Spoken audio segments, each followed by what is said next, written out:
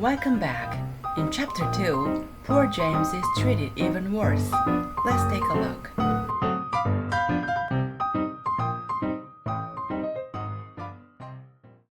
Chapter 2. After James Henry Trotter had been living with his aunts for 3 whole years, there came a morning when something rather peculiar happened to him. And this thing, which as I say was only rather peculiar, soon caused a second thing to happen, which was very peculiar. And then the very peculiar thing, in its own turn, caused a really fantastically peculiar thing to occur. It all started on a blazing hot day in the middle of summer.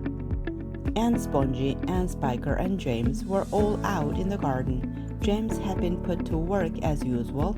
This time he was chopping wood for the kitchen stove.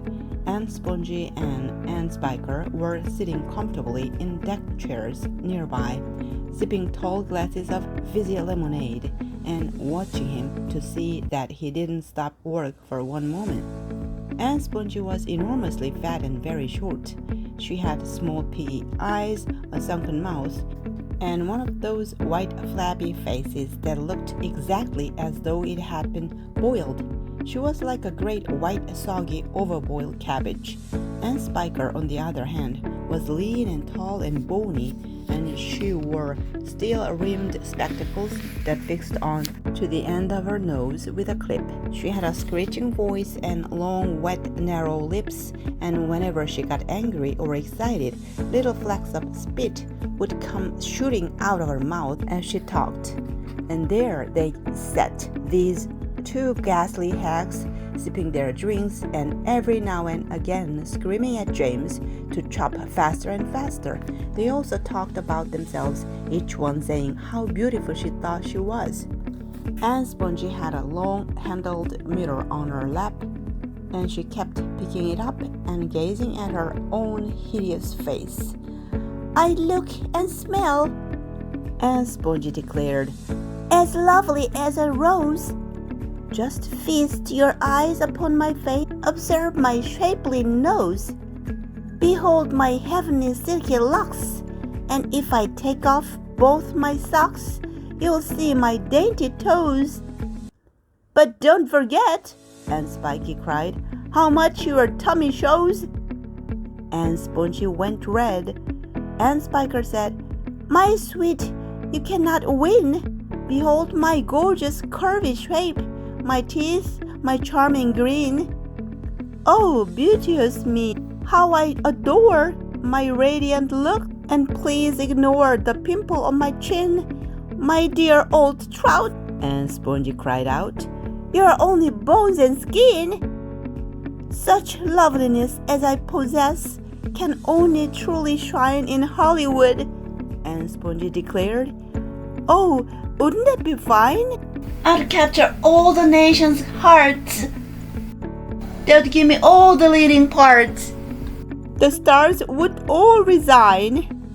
I think you'd make," Aunt Spiker said, "a lovely Frankenstein." Poor James was still slaving away at the chopping block. The heat was terrible. He was sweating all over. His arm was aching. The chopper was a large, blunt thing far too heavy for a small boy to use. And as he worked, James began thinking about all the other children in the world and what they might be doing at this moment. Some would be riding tricycles in their gardens. Some would be walking in cool woods and picking bunches of wildflowers. And all the little friends whom he used to know would be down by the seaside, playing in the wet sand and splashing around in the water. Great tears began oozing out of James's eyes and rolling down his cheeks. He stopped working and leaned against the chopping block, overwhelmed by his own unhappiness. "What's the matter with you?" Aunt Spiker screeched, glaring at him over the top of her steel spectacles. James began to cry. "Stop that immediately and get on with your work, you nasty little beast," Aunt Spongy ordered. "Oh, Auntie Sponge," James cried out, "and Auntie Spiker, couldn't we all, please, just for once, go down to the seaside on the bus?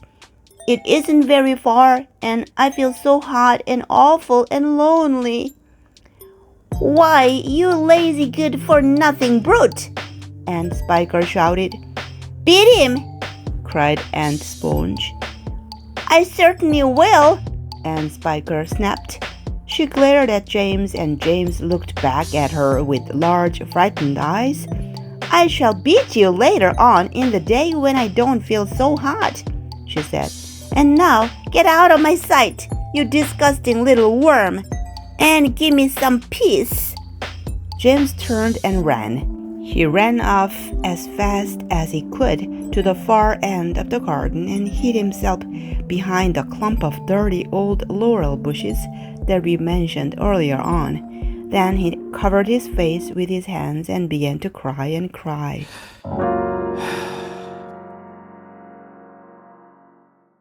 Let's summarize. Fill in the blanks. Remember the 5 words.